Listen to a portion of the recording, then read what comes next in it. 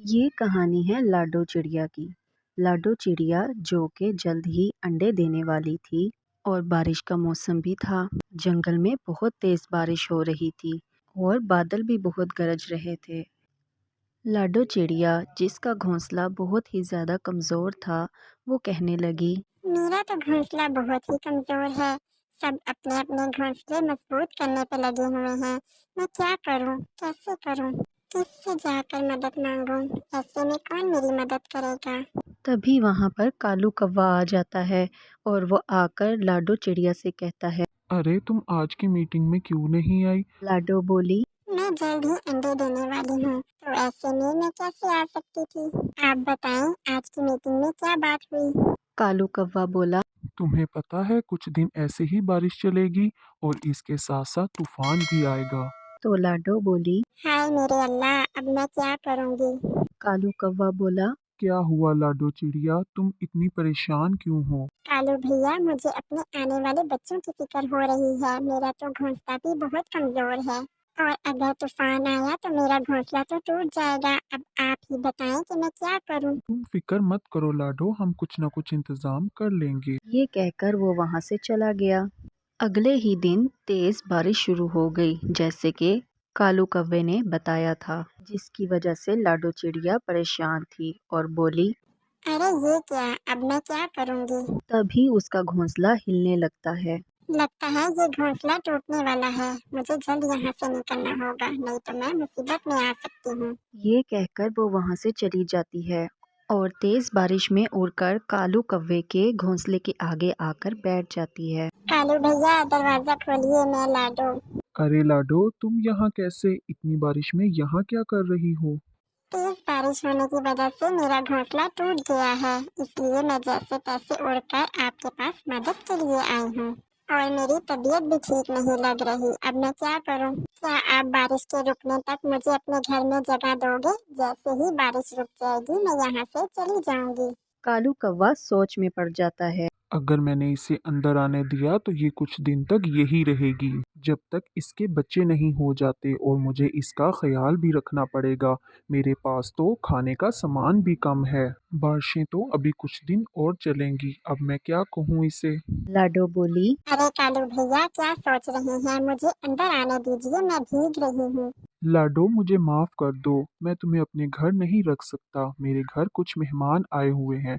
तुम किसी और पंछी के यहाँ चली जाओ। ये कहकर कालू कौवे ने दरवाजा बंद कर दिया। लाडो ने कहा।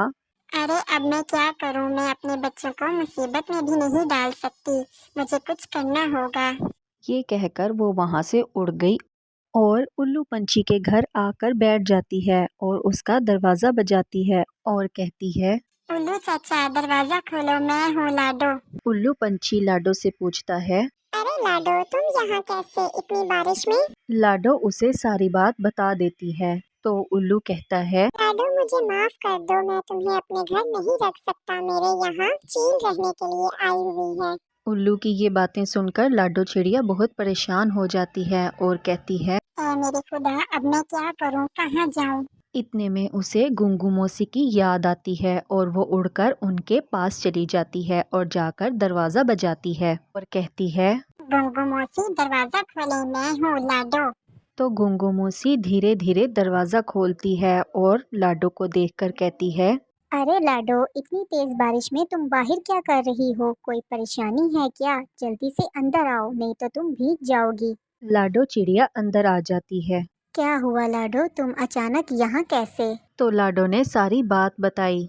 अरे घुंगू मौसी, क्या बताऊँ मैं आपको? तेज बारिश की वजह से मेरा घोंसला टूट गया है और मैं जल्द बच्चे भी देने वाली हूँ, इसलिए मैं बहुत परेशान थी और कालू भैया के घर गई, लेकिन उनके यहाँ तो मेहमान आए हुए थे।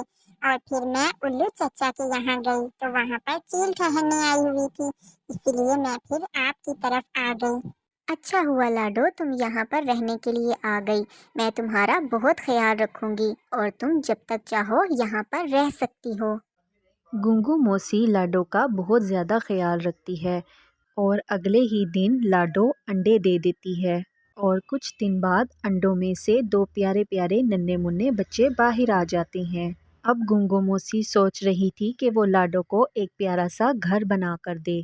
फिर ऐसे ही एक दिन गुंगो मौसी पत्ते खाने के लिए बाहर आ गई तो उसे एक बड़ा सा पंपकिन दिखाई दिया। अरे वाह, ये तो बहुत बड़ा पंपकिन है। मैं इससे लाडो के लिए एक प्यारा सा घर बनाऊंगी। फिर वो घर बनाने में लग जाती है और अचानक वहाँ से एक बुरा कौवा गुजर रहा होता है जो गुंगू मौसी को देख लेता है और जाकर उल्लू को बताता है।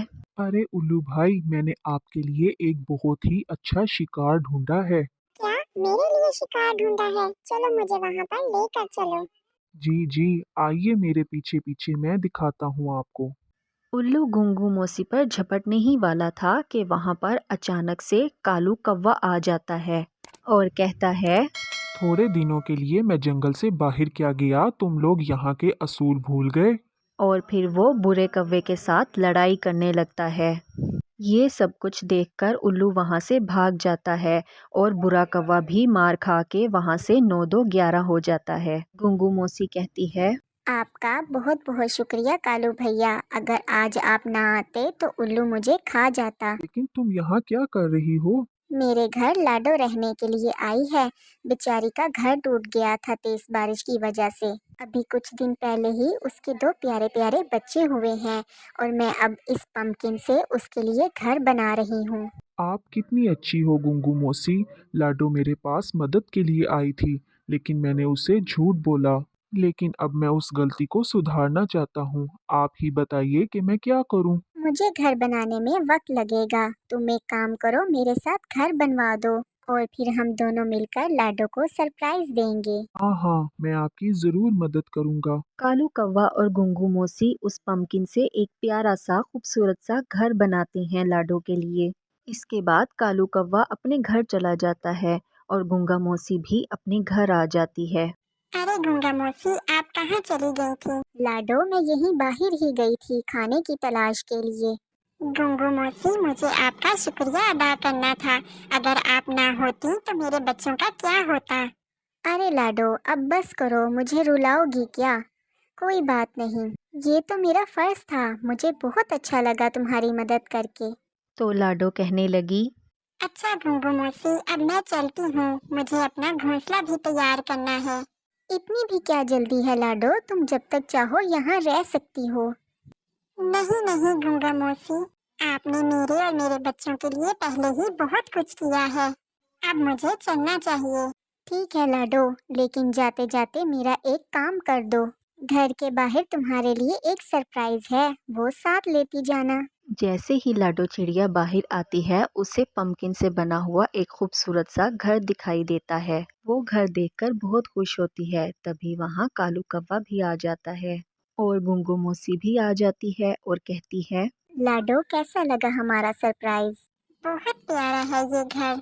हम दोनों ने मिलकर तुम्हारे लिए ये घर तैयार किया है और अंदर से भी ये घर बहुत मजबूत है। अब जितनी भी बारिश आ जाए ये घर नहीं टूटेगा। लाडो, मुझे माफ़ कर दो, मैंने तुम्हारी परेशानी में तुम्हारी मदद नहीं की। मेरे घर कोई नहीं आया था, मैंने तुमसे झूठ बोला था।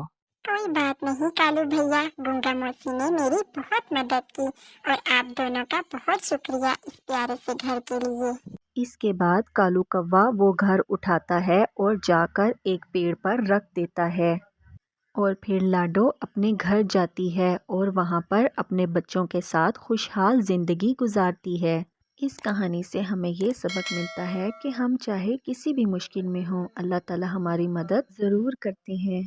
और ये कि अगर किसी को अपनी गलती का एहसास हो जाए तो हमें उसे माफ़ कर देना चाहिए।